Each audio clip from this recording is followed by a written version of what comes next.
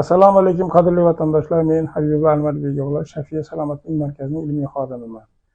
Bugungi kundagi suhbatimiz eng hammamizga qadrli bo'lgan dasturxonning qiroli bo'lgan uy noni haqida ketadi. Demak, nonlar hozir ikki xilga bo'linyapti.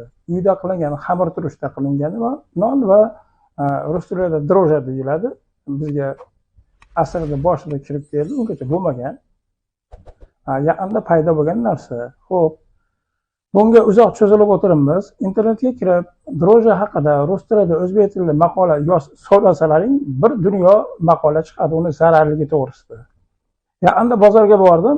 SES tashkiloti bozorda tekshirayotganda sotuvchilar drojani yashirayotgani ko'zim bilan guvohi bo'ldim. Ya'ni SES tashkiloti tekshirib yuribdi, hammasi drojani yashiringlar deb, demak sotish mumkin emas ekan.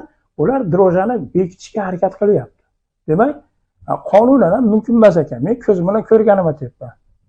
Demak, ikki xil variant bor. Hozir ko'pchilik gaz pastlagan, o'tin qiyin deb turib, hamma tayyor nonga o'tib ketdi. Ularga oddiy bozorda ikki xil non bor.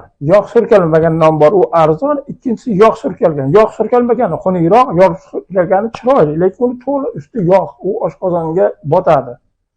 Odamlar nima qilyapti? O'ziga kelganda yog'siz nonni olyapti, u arzon va foydaliroq nisbatan.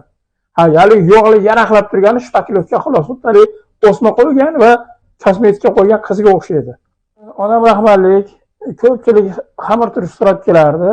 5 ta o'qirdim shu paytda. Hozir mana 50 ga kelganman, ro'parasha ancha yil avval bo'layotgan narsa. Ona, shuni mahalla bo'yicha hech kimdan qolmasa qanday qilamiz desam, 5 ta o'qiyotgan bolaga onam rahmatlik tushuntirib berdi. Xo'p, bir piyola qatiq, tuxumdek kichkina piyozni to'g'rab, mayda qilib to'g'rab turib, tuz solamiz va o'shundan xamir qoraymiz, birchini unga. Xamir qorib issiqqa qo'yib qo'ysak, xamirturush tayyor. Demak, men buni Moskvada ko'p marta ko'pchilikka qilib berdim.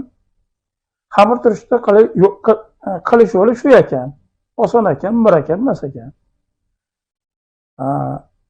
Men maslahat berardim, imkon qadar xamirturushli non qilib yesalaring, duxovkaga qilasizlarmi, tandirga qilasizlarmi, farqi yo'q.